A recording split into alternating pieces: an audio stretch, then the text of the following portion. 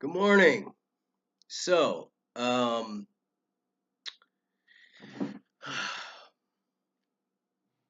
I'm still not able to go on stage. For those of you who don't know, I was in an accident. I'm fine, but I have it's hard for me to get around and get to do shows and stuff. So I'm going to vent my unfunny thoughts. What I usually do on stage, which many of you who know me and see me perform know, I try to say the unfunny things on stage. Well, I'm going to do that here, so that I'm more embarrassed and more of you get to see it. But I have an observation, a morning observation, that I wanted to share with you social media motherfuckers. And that is because I've been kind of laid up and housebound. I've been watching a lot of old comedy. I watched the 25-year Def Jam reunion. I watched Cat's new special. I watched a bunch of movies, man. A ton of movies, especially from the 80s, comedies, Back to School, and all these things. And it occurs to me that comedy has changed so dramatically. And as I tour through the middle of the country, the sense of humor hasn't changed. People's sense of humor hasn't really changed, but the comedy that Hollywood produces seems to be changing. This is my observation on that. The comedy that I grew up watching in the 1980s, and a lot of it was 70s comedy too, but mainly let's say the 1980s, um, was really fueled by, and not all of it, but most of it was fueled by the engine that it was running on was the adolescent mind. Like if you watch Big or Ghostbusters or Back to School or I mean pretty much anything Eddie Murphy, anything Eddie Murphy did. Um, Most of the stand up that happened, Rodney, Eddie, most of it was based on this sort of unrequited adolescent mind, these adolescent motivations, and it's still the most popular comedy because Hollywood continues to keep trying to remake it and redo it. And it was fascinating to me is that there is this. It seems like there's this sort of very well equipped, very well resourced um, group of people, not necessarily in Middle America, but on the coast who have, I'm not going to say they're running show business, but they have a hold of show business. And this goes even back before Weinstein or any of this stuff was happening. And it just seems like they really want to eradicate that mind, that adolescent drive from comedy. Like that's a huge motivation of them is that they believe that it's totally unsophisticated, um, detrimental, destructive, horrible thing. And I think that maybe the people who were creating this stuff in the 80s were maybe a little too good for their own good.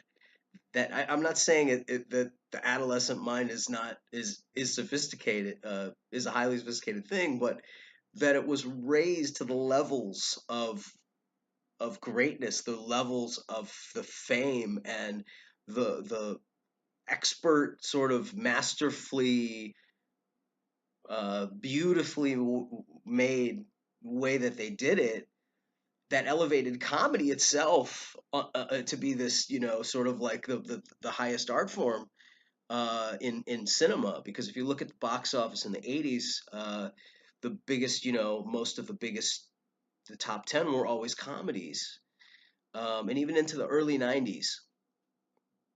And as I go in my travels and talk to people and stuff in LA, it seems excuse me, it seems like that is a thing that a lot of people want to. Not that they just want to eradicate it. It's that they want comedy to not even be associated with these adolescent motivations. They don't say it in those words, but I think that it's to articulate it a little better. they want comedy to be associated with things that aren't that don't have any any potential for destruction, where nobody can get hurt at all, which is the complete opposite of the adolescent mind. The adolescent mind is actually bent on destruction, and but in a cute way. And I think that the people who were pulling that off were baby boomers, but they were people of conscience. So they put a kind, sort of loving spin on these adolescent things. Uh,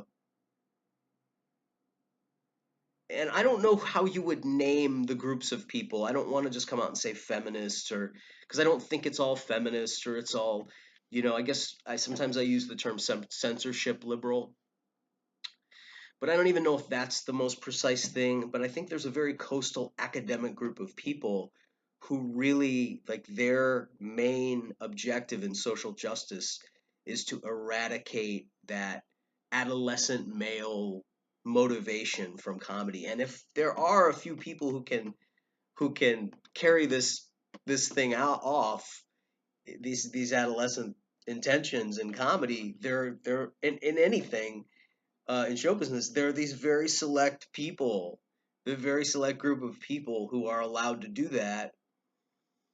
Um, Mainly, I guess, people who are less threatening, or women. The women can carry off this adolescent thing because that's now's the time for that. So specifically, I mean, I don't want to get into a whole male persecution thing because I don't believe that. And men have run roughshod for we've run roughshod for far too long. I don't think it's necessarily a male or female thing, but there is this desire to eradicate this, to totally wipe this off the slate and create this new vogue. Here's what's where the difficulty comes.